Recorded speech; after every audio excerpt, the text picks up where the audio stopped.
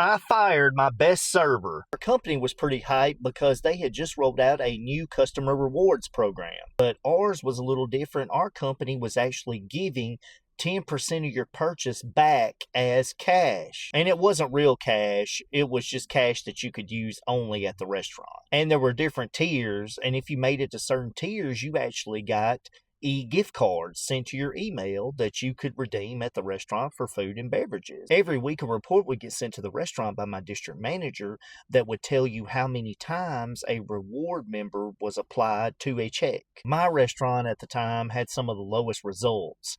So you already know that my district manager was on me about making sure that these servers signed customers up. So my idea was to run a contest, and whichever server had the most phone numbers applied to checks by the end of the month would win the contest and win the prize. Well, once we rolled out a contest, like, the servers jumped on board with it. And the next report that got sent out, my restaurant was top 3. And leading the rewards program in my restaurant was Dan. And Dan was hands down my best server. He had regulars that would come in all the time to sit in his section. Pretty much when he was working, his section stayed full, mostly from regulars. But not only that, but he was a great salesperson and a great team player. And then the next week came out, and my restaurant was number 1 with the most sign-ups. And wouldn't you know, Dan was my number 1 server, and he had applied these rewards to 100 checks. This time, Dan was blowing away the competition. It's only 2 weeks in, and he's already amassed 150 checks with the VIP applied to it. And the next server in line only had 30. So it was safe to say that Dan was running away with this contest. Another week goes by, and the report gets sent out. I'm number 1 in the district, but now I'm top 10 in the entire company of 300 restaurants. With us having these great results, you already know that corporate office was looking into it, and everyone was praising us for this. And another week, Dan had added another 125 checks to his total. On conference calls, the district manager was bragging on our restaurant, even asking me to speak to how we were getting these results. And really, I was just like, hey, I got a Dan.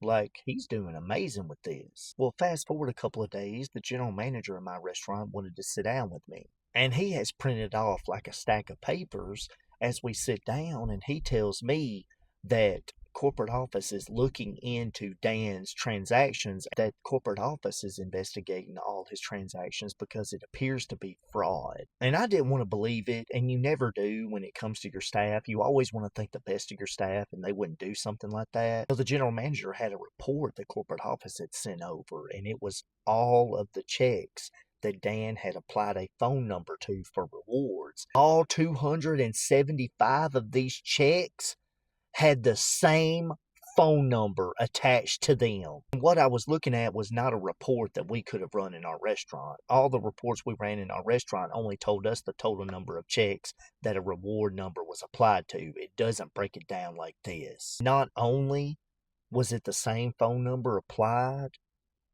but that phone number was getting 5% cash back on every transaction, and it even went into detail that the person that this phone number belonged to cashed out for $400 e-gift cards and had redeemed them in the restaurant. And that phone number was Dan's personal phone number. So he had created a rewards account, and every check he was getting for those 3 weeks, he was just applying his own phone number to it. He was banking 5% cash back to that account, cashing it out for e-gift cards, and then applying those e-gift cards to cash tables and pocketing the money. My GM told me after we looked at everything, and he was like, you know what we got to do? We're gonna have to fire Dan. Next shift, Dan we did have to sit him down. We showed him all the evidence that corporate office had sent over, and he actually admitted to it. Unfortunately for him, the company also wanted to press charges for the money that he had basically stolen from them. We found out that Dan wasn't the only server in the company that was doing this. This flaw in the reward system did expose a lot of fraud. I guess our company learned a hard lesson, and they reworked the entire reward program and how it's processed and how they keep up with it. And this whole situation reiterated the fact that you really don't know someone.